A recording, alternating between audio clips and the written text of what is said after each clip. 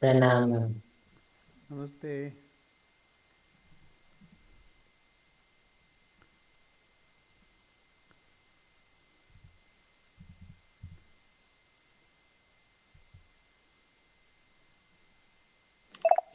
Honey, your mic is off. Huh?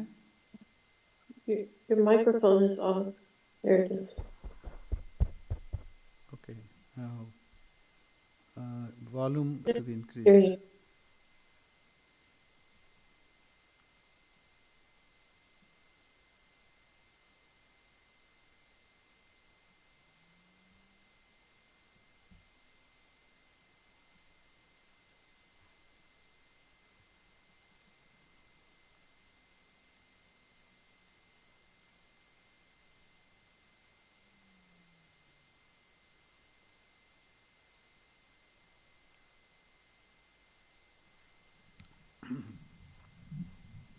Okay. So,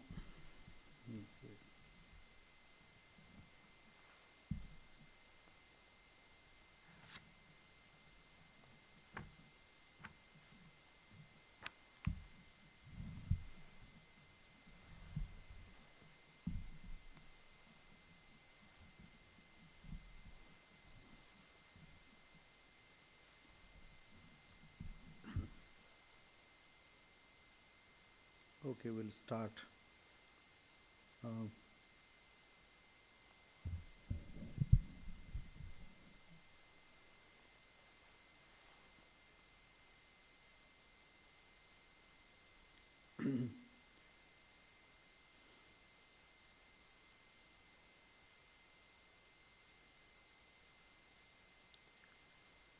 Sri Gurubhyo Namaha Harihi Om Sahana Vavatu Sahanu Bhunaktu Sahaviryam Karavavahai Tejasvinavadhitamastu ma vidvishavahai Om Shanti Shanti Shanti Harihi Om Asato ma Sadgamaya Tamaso ma Jyotirgamaya Mrityurma Amritam Gamaya Aviravirmaidhi Om Shanti Shanti Shanti Harihi Om Tava Kathamritam Tapta Jivanam Kavibhiriditam Kalmashapaham Shravanamangalam Srimadatam Bhuvi Gnanti Ye Bhurida Jana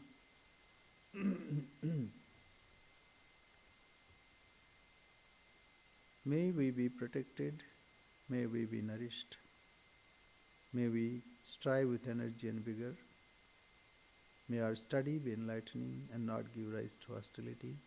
Om peace, peace, peace. Lead us to truth and not to untruth. Lead us to enlightenment and not ignorance. Lead us to immortality and not death. Let the self-manifest Atman grow in me. Om peace, peace, peace. Your nectar-like words and warm and inspiring life stories, eulogized by learned sages, are indeed eradicator of shoots of ignorance. These are auspicious to hear and propitious to inculcate in one's own life. Those who take these words to the world are indeed great benefactor of the world.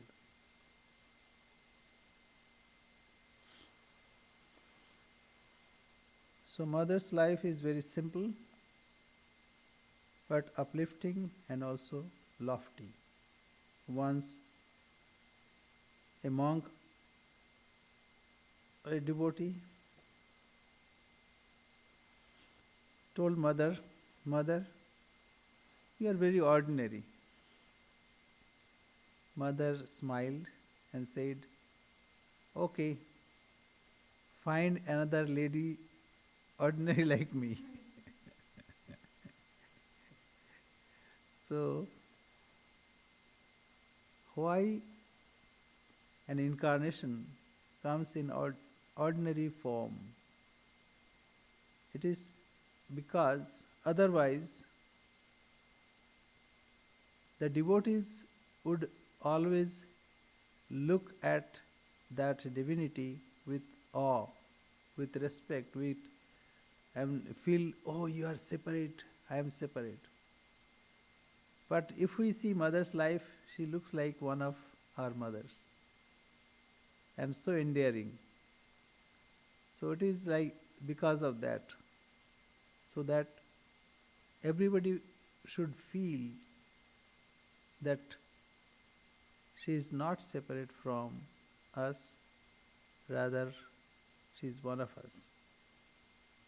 So, anyway, it's though very simple but very profound. Rather, she camouflaged herself and hiding her divinity, she behaved like ordinary human being. Okay, we'll see that. Um, Now let us go. Paul? Hello. Yes, go ahead. We're on page 242. Correct.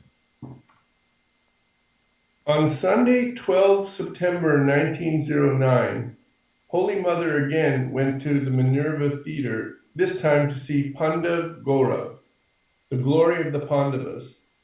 Girish based this drama on the story of Dandi, the king of Avanti, and Urvasi, a celestial nymph.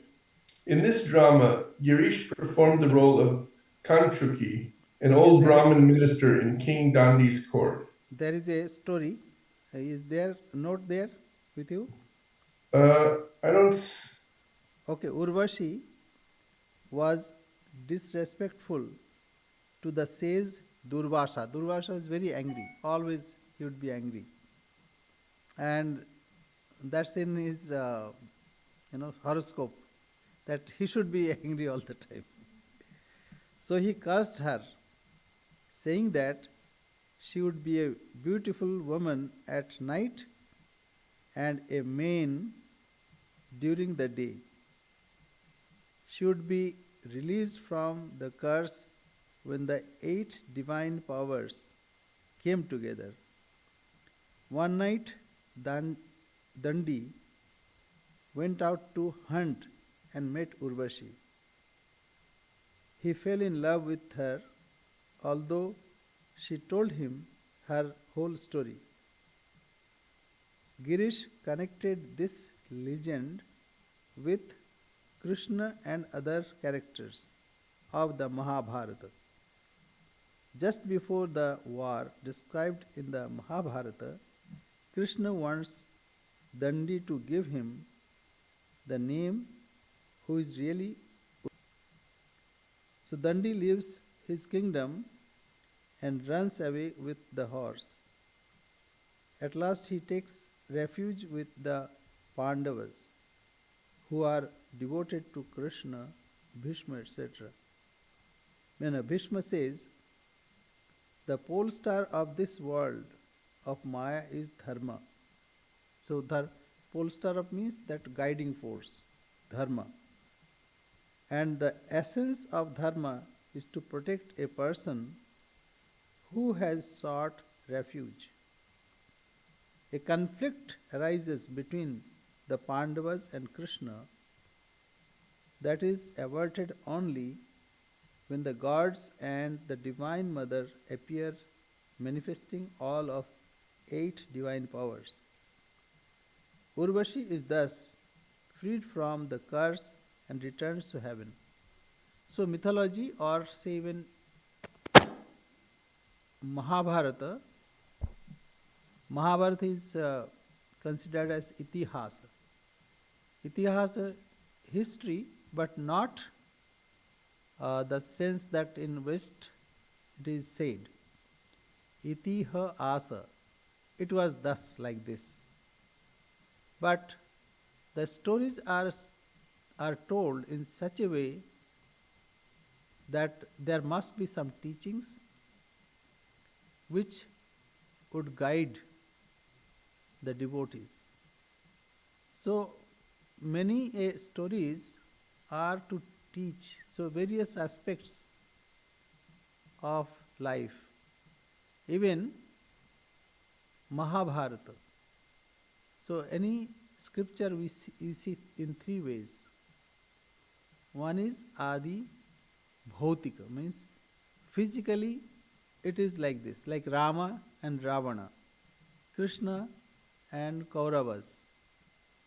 These are historically also possible.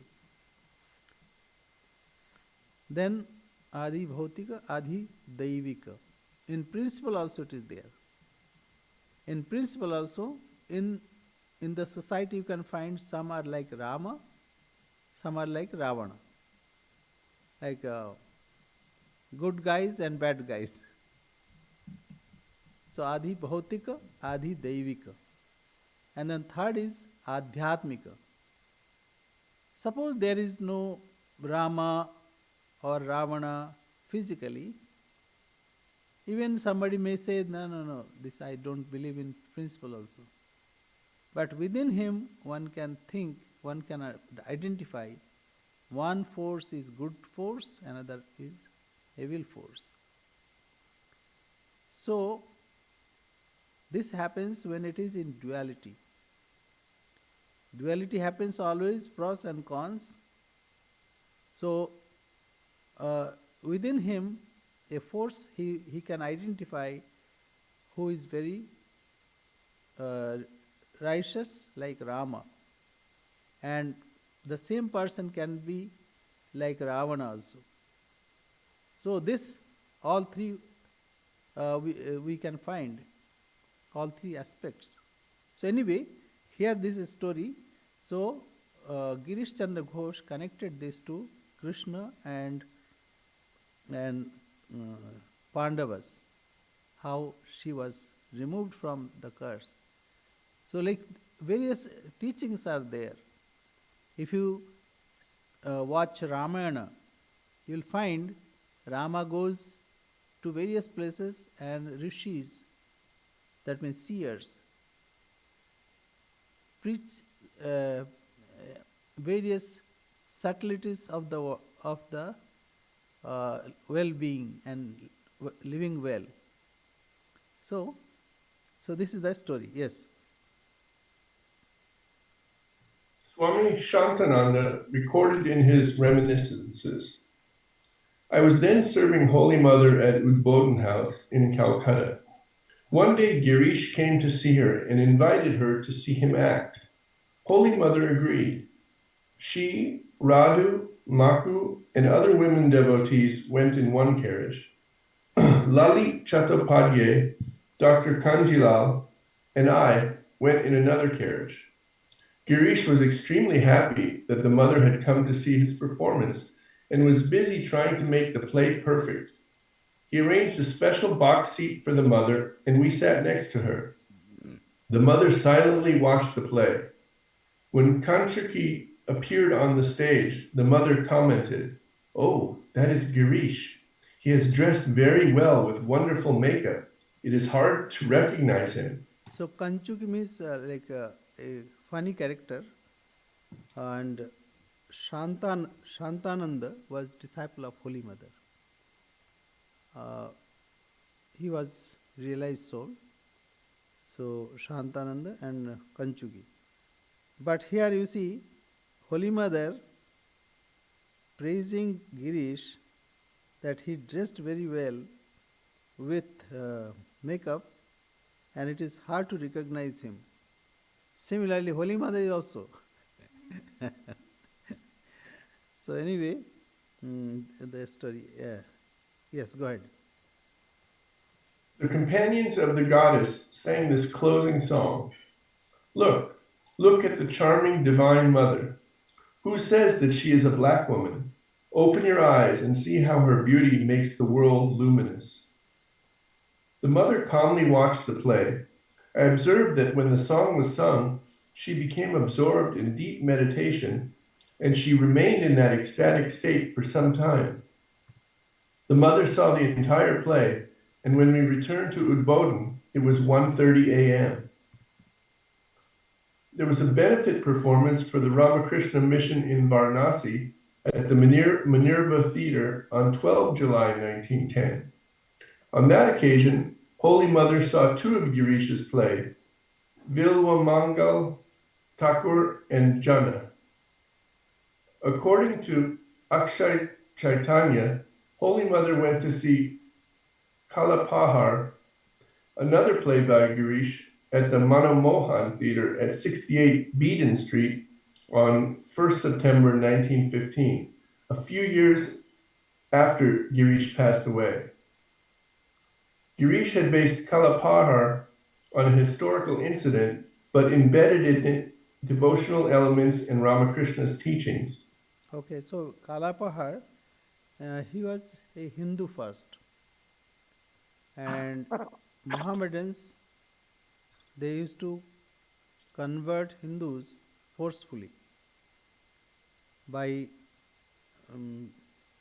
giving meat, say like beef.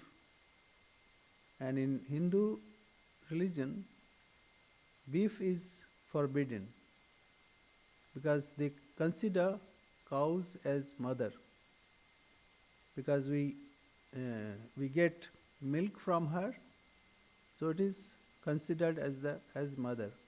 So killing cows for meat is forbidden. And another reason may be that it's an agrarian society. So if the livestock is killed, then the society cannot survive, whatever the reason may be.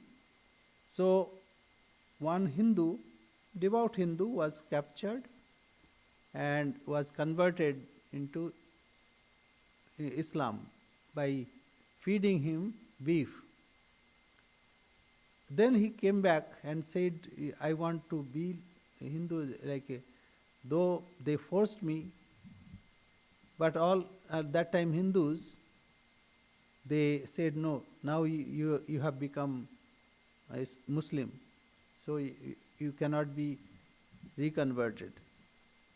Because that's, that time society was like that.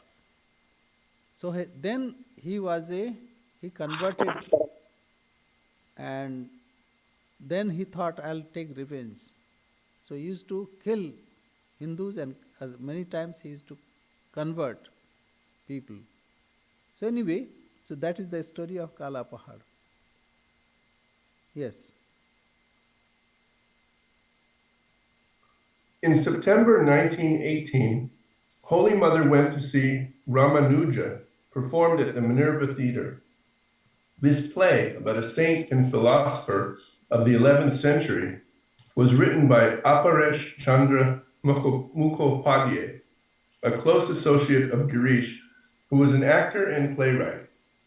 Pravrajika Bharati Prana, an attendant and disciple of Holy Mother, wrote, Holy Mother, Golap Ma, Yogin Ma, I, and many others went to see the play Ramanuja at the Minerva Theatre.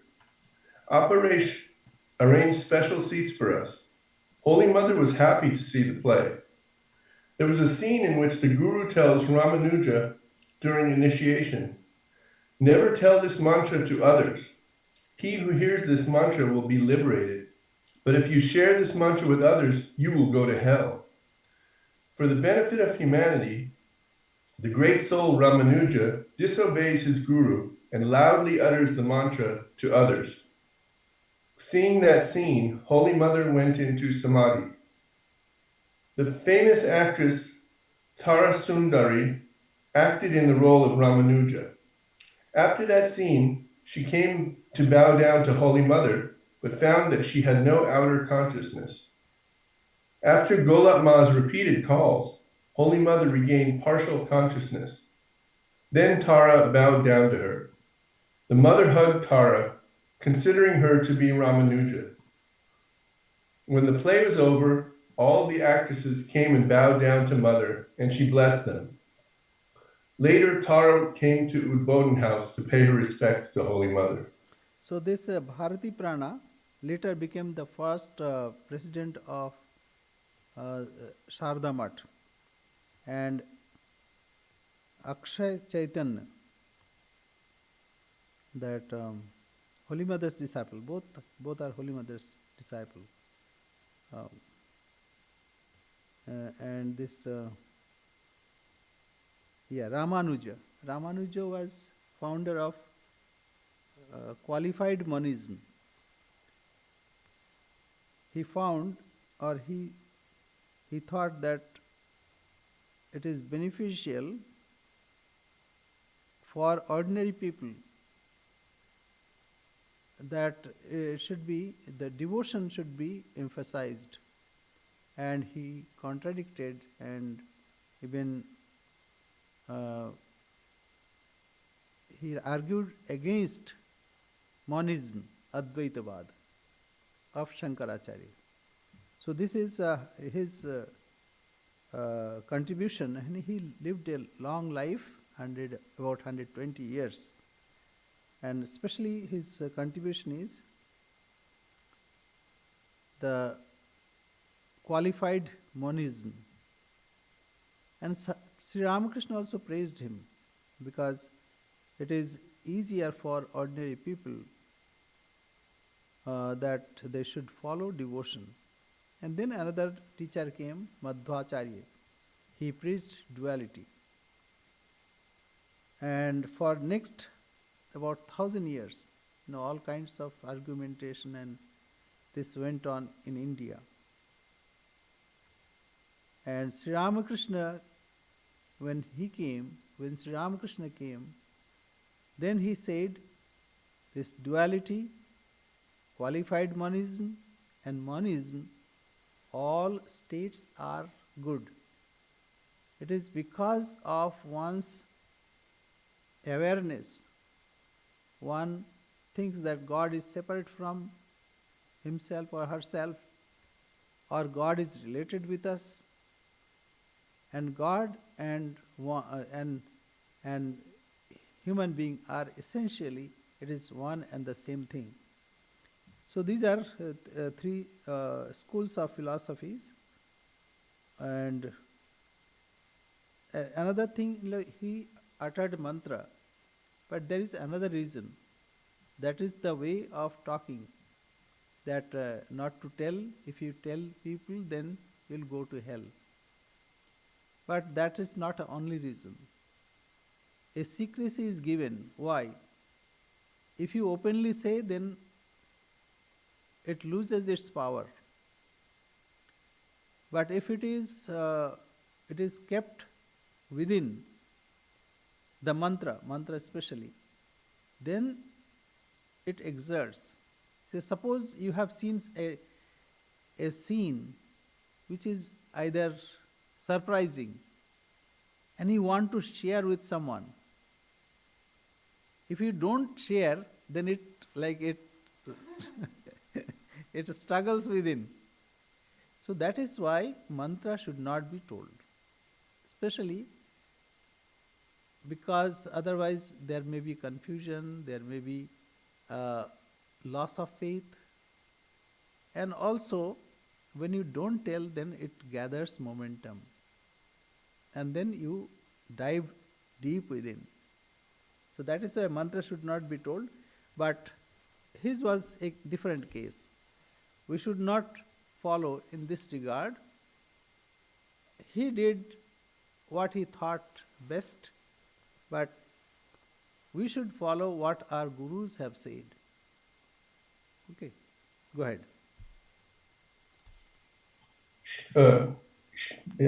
Shirod Prasad Vidya Vinod, a famous playwright and a devotee of Holy Mother, wanted her to see Kinari, a musical. On Sunday, 18 September 1918, Holy Mother went to see it with Swami Sharadananda.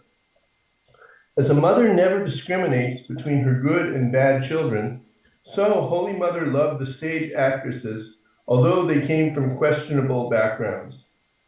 Holy Mother appreciated their talents in acting and music, as well as their sincere devotion for her. She had been born and brought up in a conservative and Orthodox Brahmin family, but she understood the importance of the theater. It carries art and culture, religion and philosophy, history and tradition to the masses. The Puritans of society gradually became silent when Ramakrishna, Holy Mother, and Swami Vivekananda visited theaters and gave recognition to the actors and actresses who, in those days, were treated like outcasts by society. Yeah, that was social taboo that time because ladies from questionable background would act there, and respected families would shun to go to theater. But Sri Ramakrishna went there, Holy Mother went there.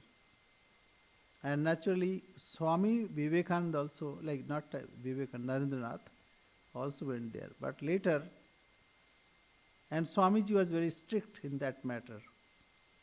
But because Sri Ramakrishna went there, so he also accompanied.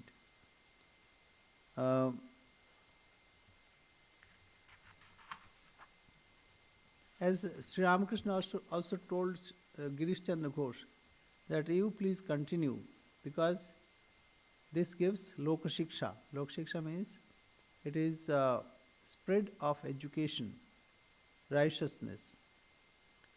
And like other art form, drama is also considered as like disseminating, a tool disseminating various ideas.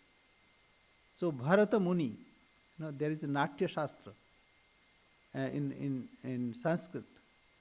So the key figures and even dance, drama, all these are also explained and mentioned there, and how to do, what are the ways, etc. And this also encourages people to have poetry and various kinds of. That's why in India you'll find 7 types of classical dance and 2 types of music, like Carnatic music and also North Indian. So both are very rich, and so these are called Mukti Shastra. It is not only entertainment, but it is, if you follow properly, then this itself will give liberation. Say music, especially. When you sing with one pointed mind, can get joy, like Brahmananda Sahodara, which is equivalent to Brahmananda, what one gets in Samadhi. It is like they say, it's a flow. When you sing but you don't know, you are, the doership goes away. Like this is many violinists. So they enjoy the violin so much so that they have no outer consciousness, as it were. So this happens when you have one pointed mind. And music, drama, etc., these are various means, especially music. As Sri Ramakrishna would say that Ram Prasad was perfected in music and he had samadhi. And Sri Ramakrishna also would go to samadhi again and again when he heard beautiful music from devotees and especially Narendranath. So this is Mukti Shastra. It's not for enjoyment. And that time, ladies used to take part. And that time there was no mic, so they used to sing loudly. And it happens in Western world also. It happened that time. So in big theater, they would sing loudly. So anyway, that's the, yes. Girisha's passing.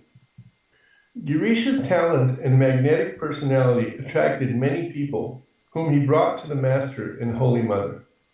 He was also extremely generous in his financial support of the Master, Holy Mother, and the disciples of Ramakrishna. Later, Holy Mother recalled some incidents regarding Girish. It was Surendranath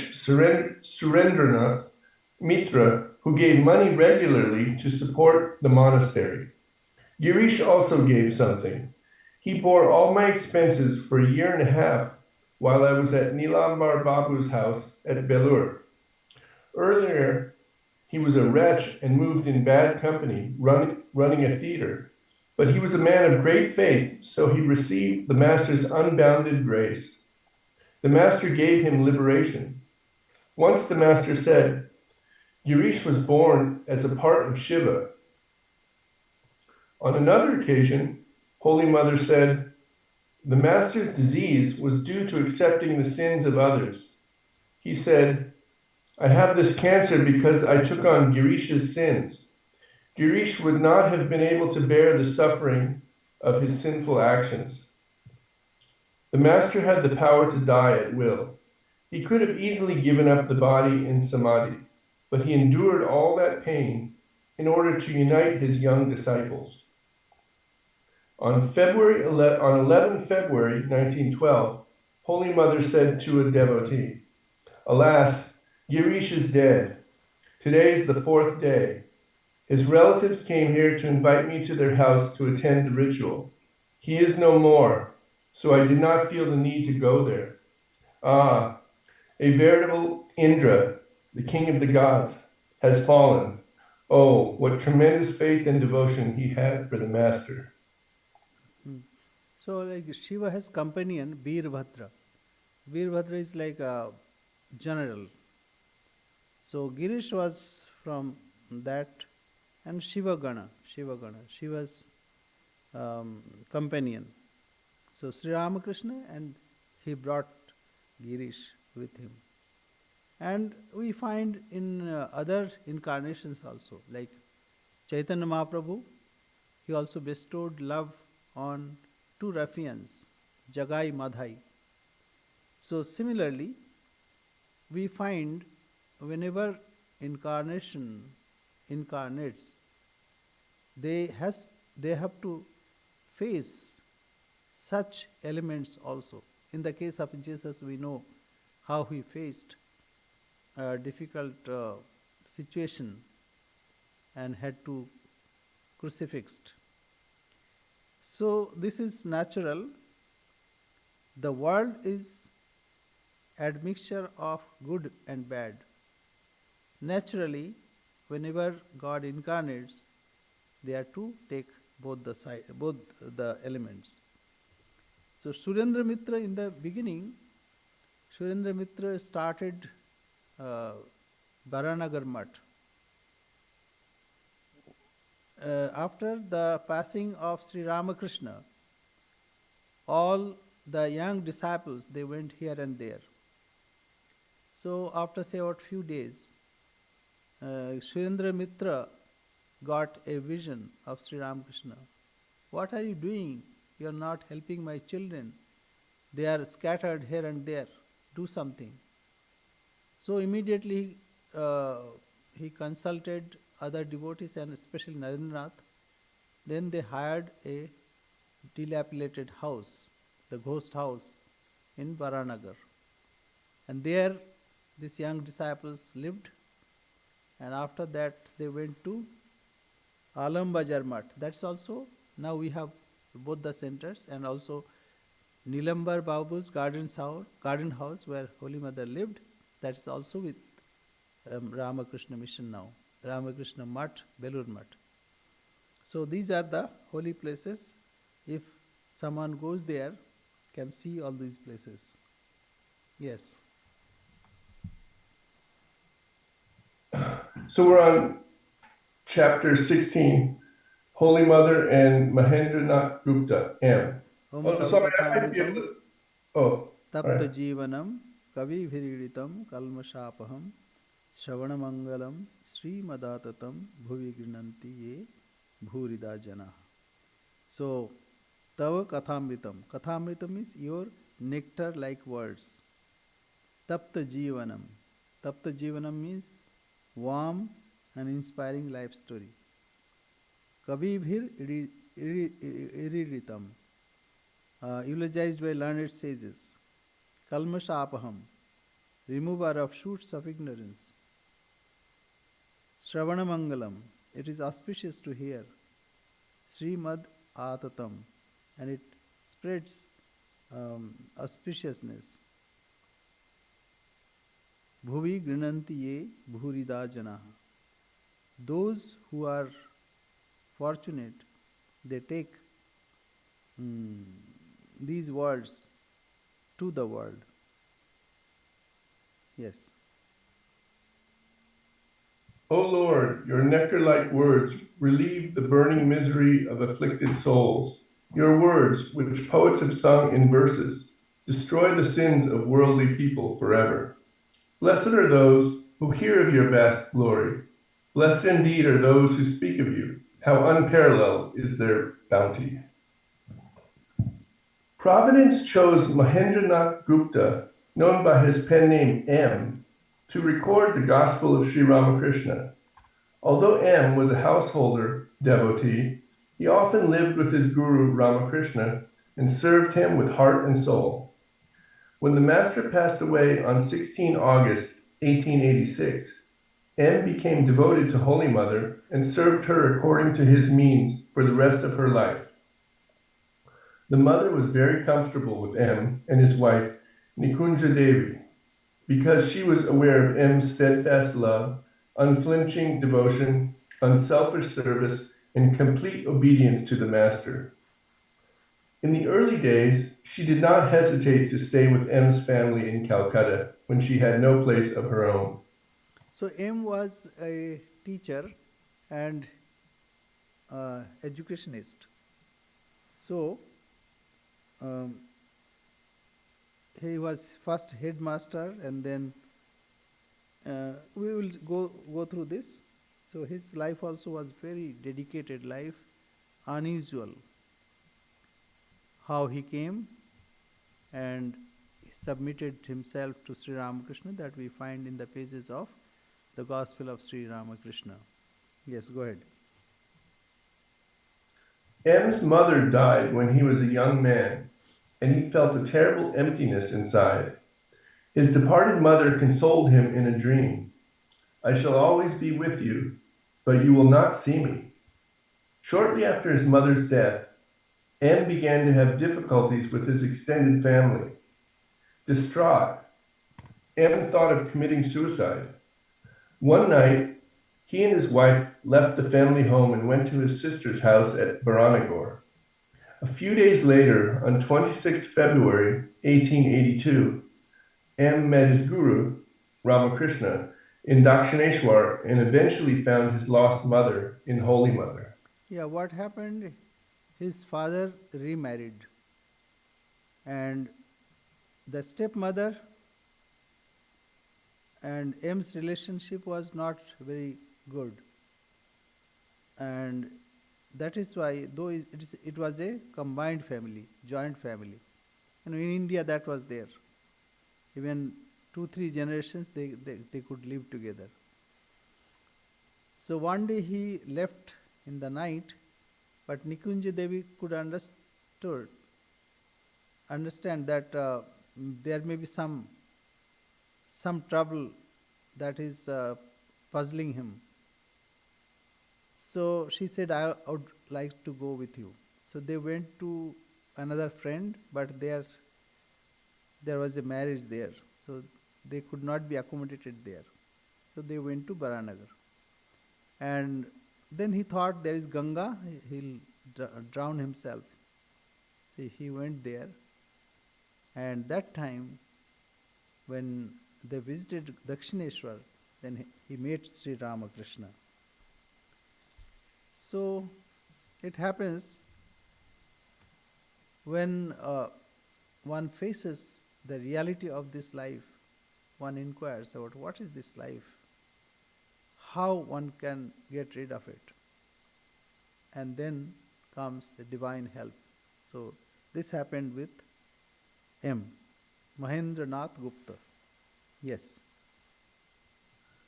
M said, "We visited the Master over a period of 5 years, but never saw Holy Mother. From time to time, the Master would refer to Ramlal's aunt. One day I asked, 'Who is Ramlal's aunt?' The Master replied, 'Oh, she lives in the Nahabat. She was the guide and pole star of my life, but I never saw her face during that time. When she became elderly, she lifted the veil a little from her face.'" Also, one thing in India, generally, husband and wife will not take their name. Uh, Sometimes husband would take name of wife, but wife never utters the name of husband. So how to convey? So Ramlal's aunt. Because they didn't have any issue. That is why. Otherwise, such and such's mother, like that. So Ramlal's aunt. Okay. M brought his wife to meet the Master on a number of occasions, two of which were described in the Gospel of Sri Ramakrishna. On 7 March 1885, M wrote, "Holy Mother, Sri Ramakrishna's wife, was living in the Nahabat. Occasionally, she would come to see Sri Ramakrishna's room to attend to his needs. Mohini Mohan, M, had brought his wife and Nabeen's mother with him to the temple garden from Calcutta. The ladies were with Holy Mother. They were waiting for an opportunity to visit the Master when the men devotees would leave the room." Okay. Mohini Mohan, that is M, had used few names. Mohini Mohan, a devotee, and sometimes M, like that. So when he would think that he is infatuated in the family, so Mohini Mohan was the name. That's why in the bracket M is given. So because their one son or daughter died, so his I think son, his wife was behaving in a very queer way, like mad person.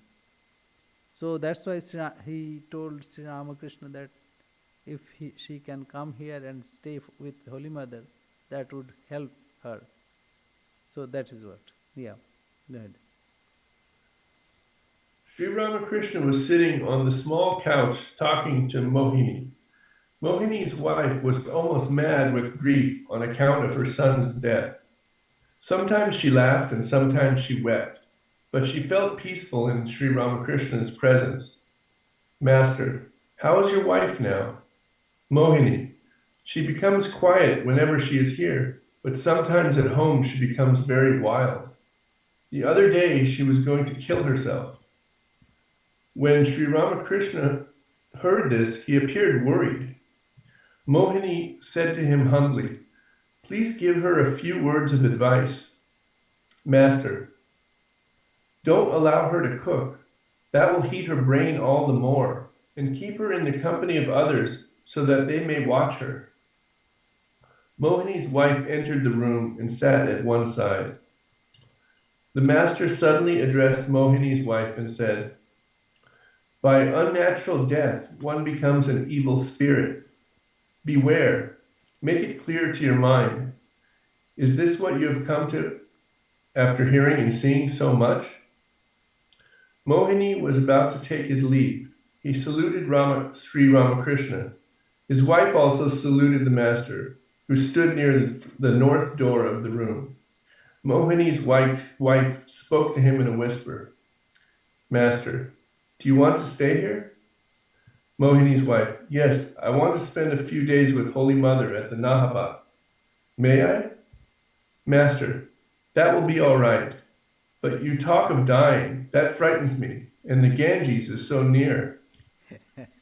In India, that's one way of committing suicide, drowning oneself in Ganga. So Sri Ramakrishna said that I am afraid that if you commit suicide here, and Ganga is so close. So that will be difficult. So be careful. Yes. On 24 April 1886, M recorded another such story in the Gospel. M came to the Kasipur garden house accompanied by his wife and a son. The boy was 7 years old. It was at the master's request that he brought his wife, who was almost mad with grief owing to the death of one of her sons. That day, the master several times allowed M's wife the privilege of waiting on him. Her welfare seemed to occupy his attention a great deal. In the evening, Holy Mother came to the master's room to feed him. M's wife accompanied her with a lamp. The master tenderly asked her many questions about her household.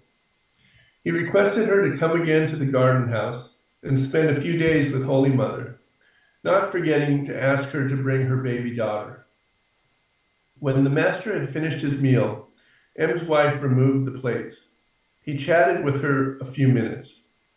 About 9 o'clock in the evening, Sri Ramakrishna was seated in his room with the devotees. He had a garland of flowers around his neck. He told M that he had requested his wife to spend a few days at the garden house with Holy Mother. His kindness touched M's heart. Yeah. So this why it is told here, because M's life was also not very smooth, very difficult. Once that various quarrel in the family, and then death of son, and later also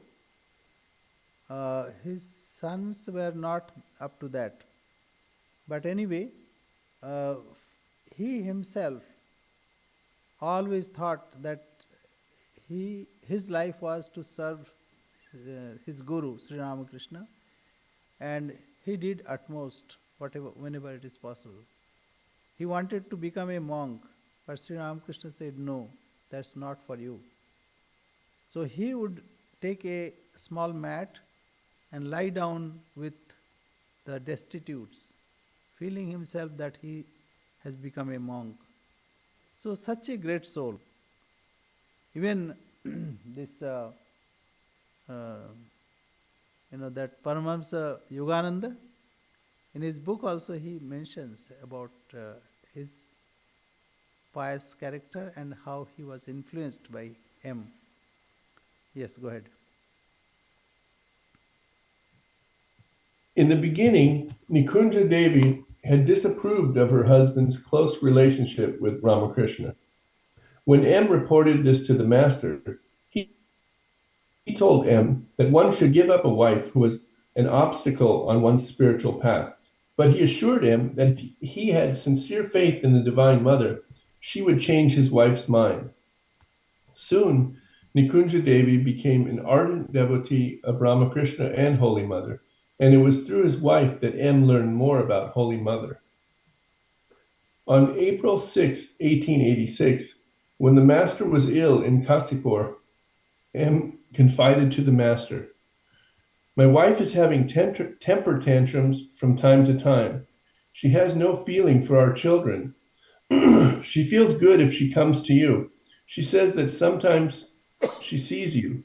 She was lamenting the other day that you had not bestowed grace on Balaram's wife and not on her.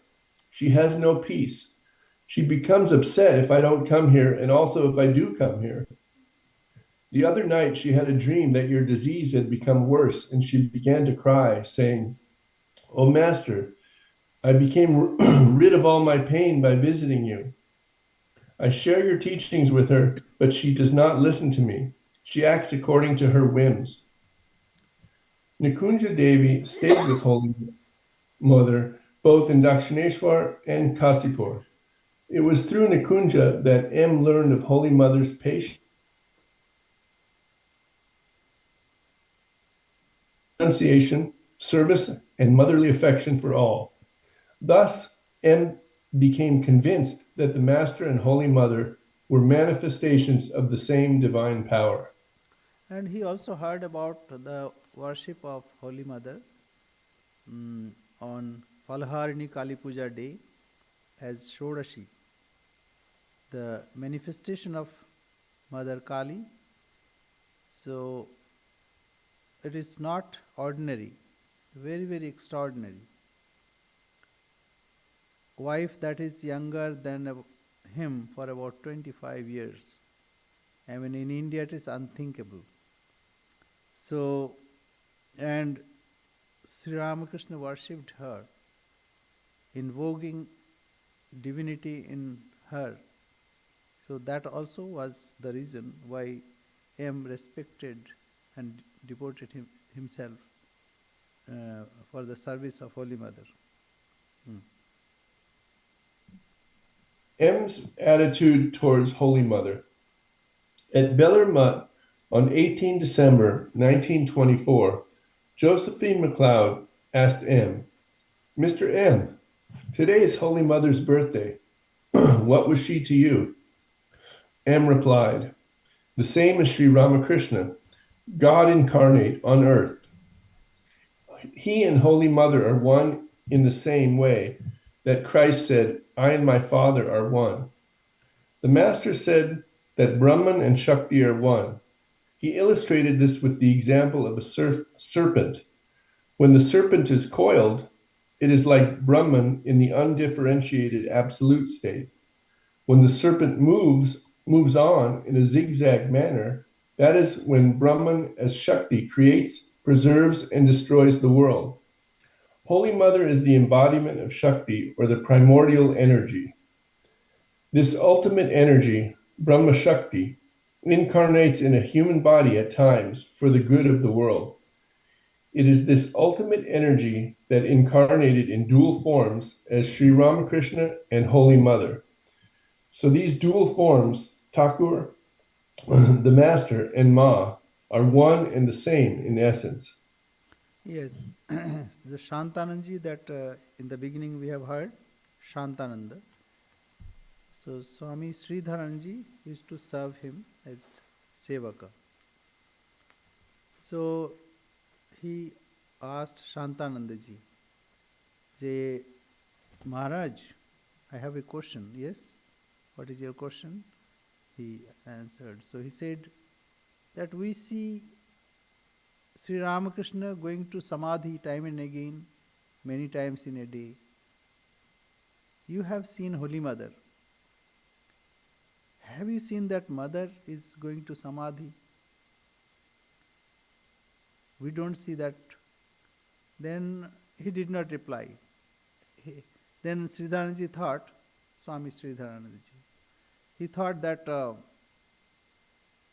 he may not have heard my question, so he repeated the question. But second time also, he did not reply. And then third time he asked the same question, that Maharaj, are you hearing that we don't see Holy Mother in Samadhi? So Shantanandaji became agitated. He said, what are you saying, Shalil? So his name, he said, what are you saying?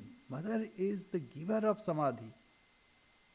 So don't think that she's an ordinary human being. So Holy Mother was like that, shy and always covered herself in the garb of ordinary human being. But it is divinity who manifested in the form of Holy Mother, and she was not different from Sri Ramakrishna.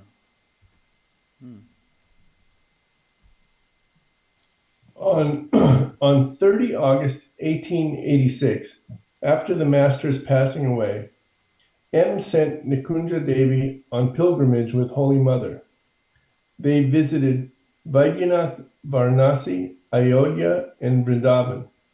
But within a month, Nikunja contracted malaria and returned to Calcutta with Kali, later Swami Abhedananda. In August 1887, Holy Mother returned to Calcutta and then in September left for Kamarpukur.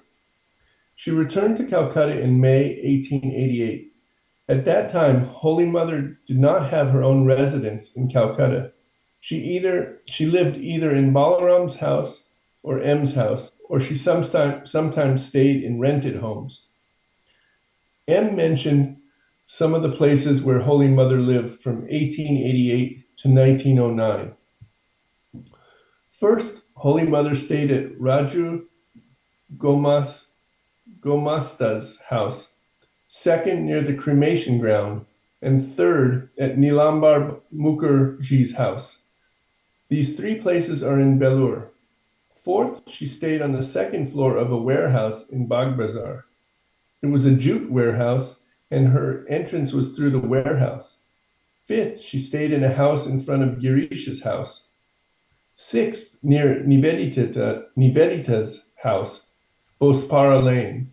And seventh, at her own house in Udbodhan. Yeah, that was later constructed. So Holy Mother had to live in various places. There is a note here. M's description is not complete.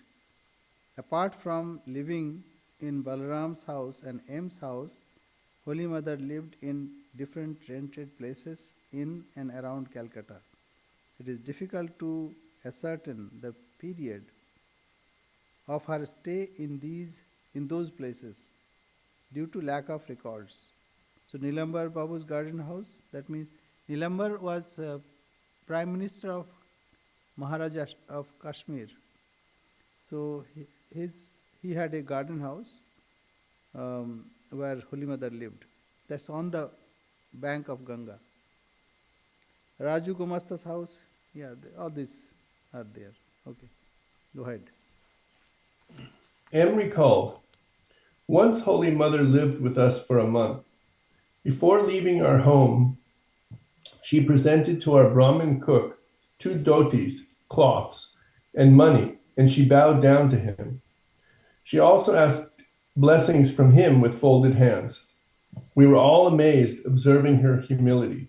Thus, she taught us how to pay respect to others. Yeah, this happened many times to teach others also, with especially Radhu, etc. Yeah. When Holy Mother was staying at M's house, his sister-in-law, Krishna Mai, said to Holy Mother, M says, I have forgotten my previous father and mother.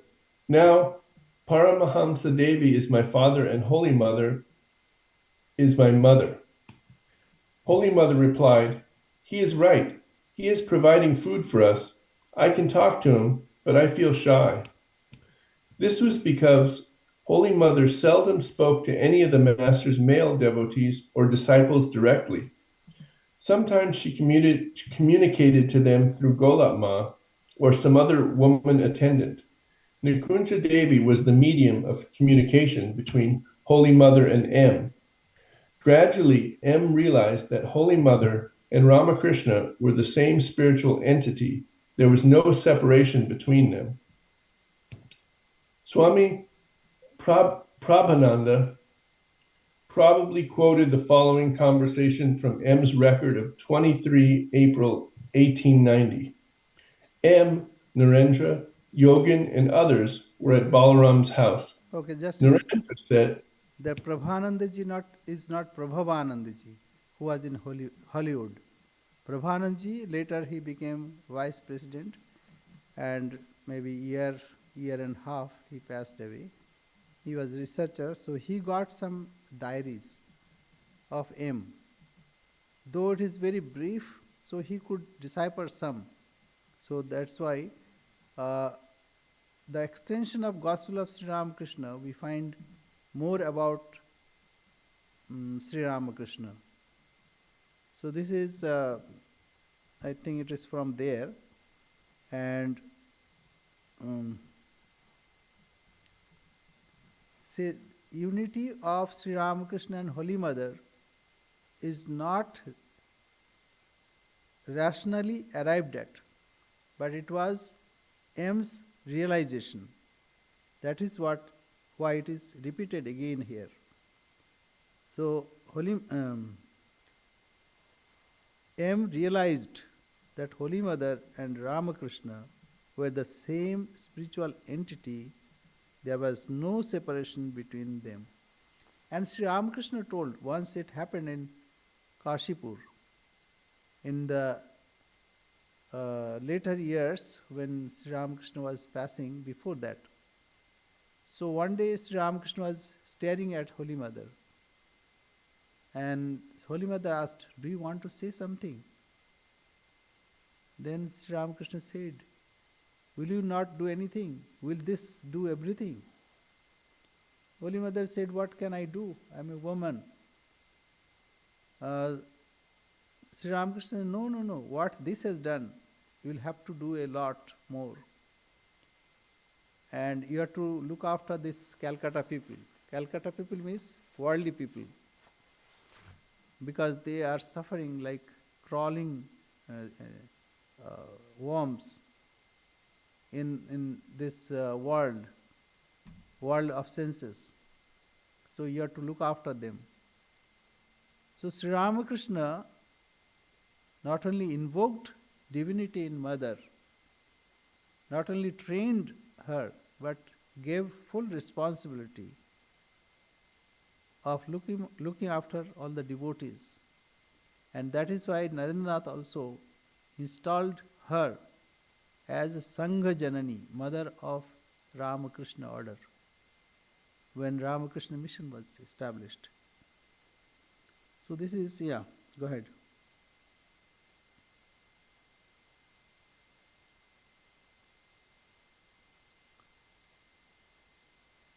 Paul? Yeah. Go ahead.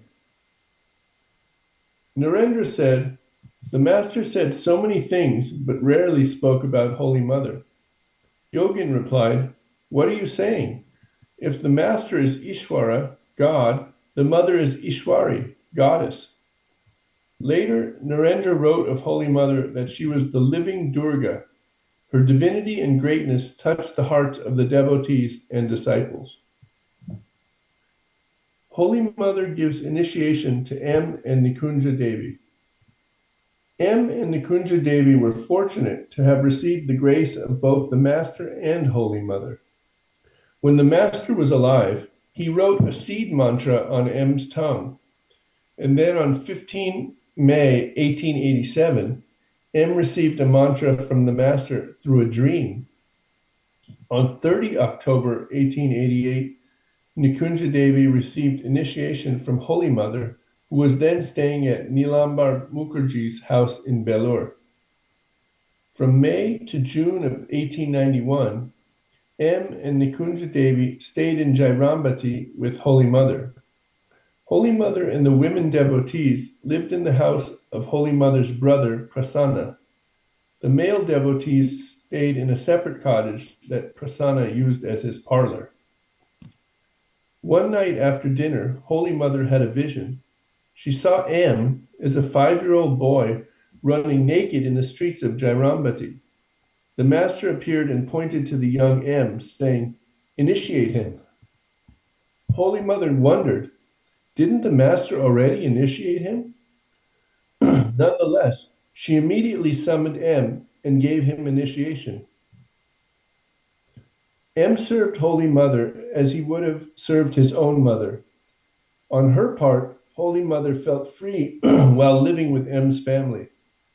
When the master was in Kasipur, M wanted to perform Durga Puja at his home. The master said that his desire would be fulfilled. In October 1888, Holy Mother was staying at M's house. Just before Durga Puja, the master said to her in a dream, "M told me that he had a desire to perform Durga Puja. Now you arrange Durga Puja and install the Ghat, the consecrated pitcher." Accordingly, on Saturday, 8 October 1888, Holy Mother installed and worshipped Sri Chandi Mangal Ghat, the Durga Ghat, and Ramakrishna's photograph in M's shrine, and arranged for their daily worship, which continues even today. From then on, M called his house Thakur Bari, meaning the master's house. This historic event inspired M to record the Gospel of Sri Ramakrishna. Yes, like in Sanatan Dharma, God is worshipped in various ways. One is in image. One, like photograph, you can see So there, the devotees think that it is God who is sitting in front of us. So sometimes it is image, sometimes something more. Uh, so like there is a ghat. Ghat means a pitcher. So there install a deity and then it is worshipped.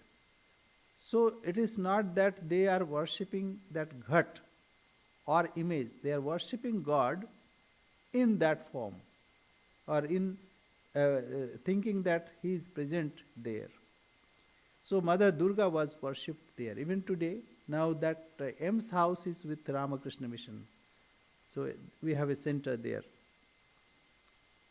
Because his one grandson was there, so he donated. Not only that, he also was instrumental to have the Shampukur Bati. Shampukur Bati, where Sri Ramakrishna stayed for about 70 days before going to Kashipur. So the whole family was dedicated to Sri Ramakrishna. Yep. Holy Mother initiated many devotees in this holy shrine. Swami Vivekananda and other direct disciples meditated there. Once, Shamasundari, Holy Mother's mother, visited M's shrine. When she saw the master's shoes in a glass case, she remarked, "When Saru was married, could I have known?" Whoops, my book just. Yeah. When Saru was married, could I have known that my son in law was God and his shoes would be worshipped in this way? M's house is now like a museum where devotees can see an original print of the master's photo, his shirt, his shoes, Holy Mother's footprints, and many other precious relics. Okay.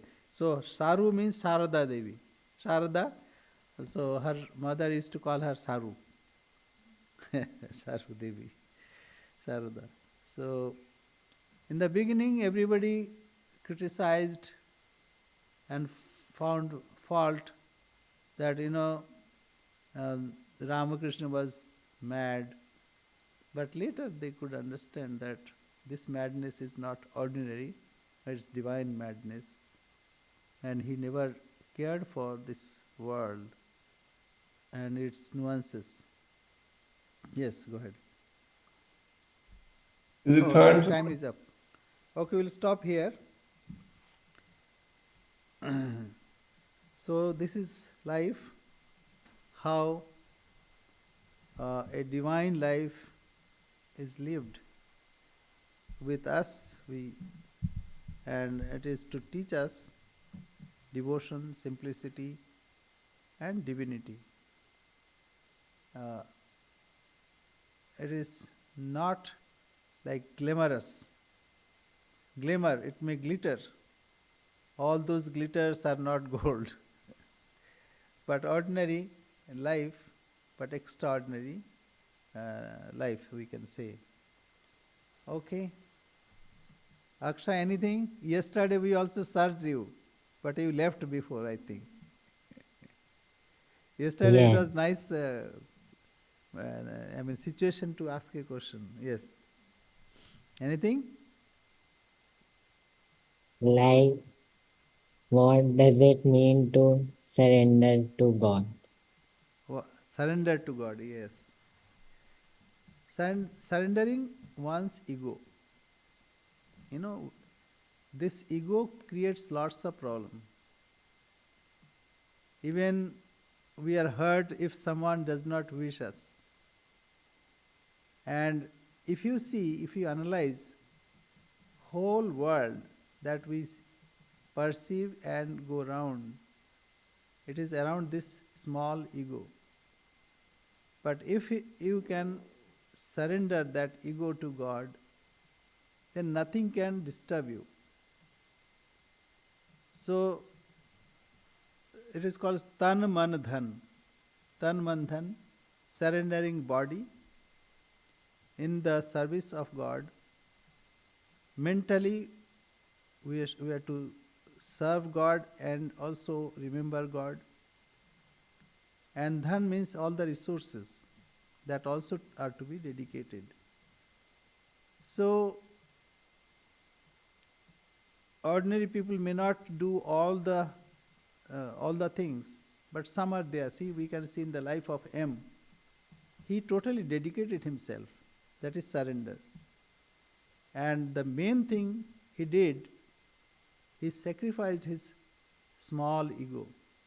If you read the Gospel of Sri Ramakrishna, you can find in 2-3 visits of M to Sri Ramakrishna.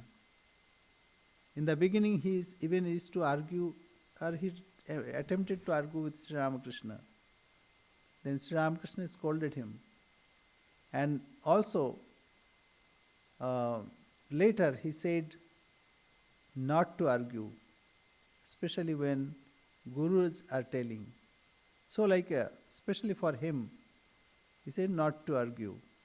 And he committed M for that.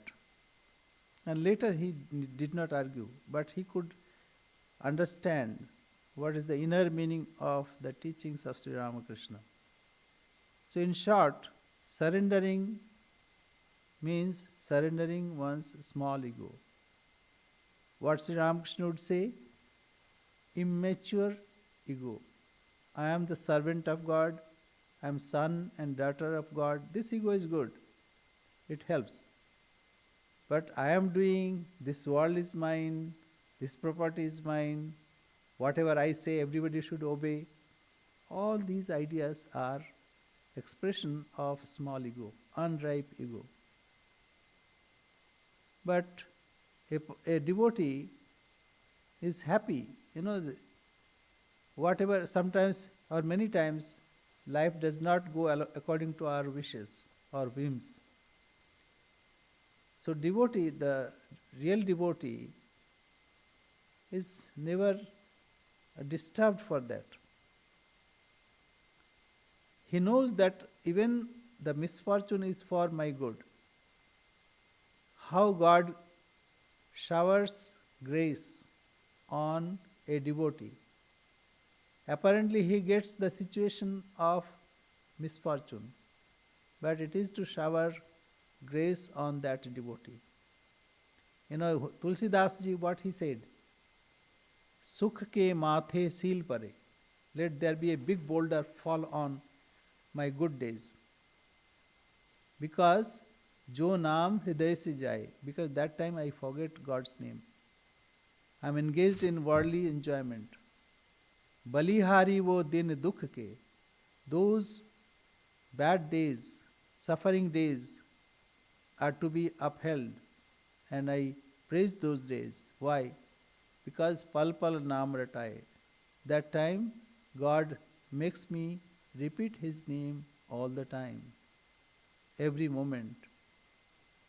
So, a devotee knows that even bad days it is good for him, because that brings complete closeness to God, because all the time you are remembering Him. So surrender, that's a very good question. Surrender is sacrificing one's immature ego, small ego. Okay? Very good. Thank you. Om Purnamada Purnamidam Purnat Purnamudachyate Purnasya Purnamadaya Purnamevavashishyate. Om Shanti Shanti Shanti. Harihi Om Tatsat. Sri Ramakrishna Arpanamastu. Thank you very much. Pranam Maharaj. Namaskar. Pranam Swamiji, thank you. Namaste. Jai Ma. Jai Ma. Gemma, Gemma. Jai Ma. Hari Om. Maharaj. Hariom. Jai Ma Swami. Namaste. Yesterday, Huh? Yesterday I had to go for exam, so I went. Oh, that's right. Okay. Yeah, yeah, please attend to your studies. Very good. Jai Ma. Jai Ma, Jai Ma. Good night. Good night, Joseph. Raman. Namaste, namaste. Hari Om. So, hope you have done well in your exams. Huh? Yes, Good. yes. Vidyarthinam adhyanam tapah. For students, your penance is to study well. Okay, Hari Om. Thank you.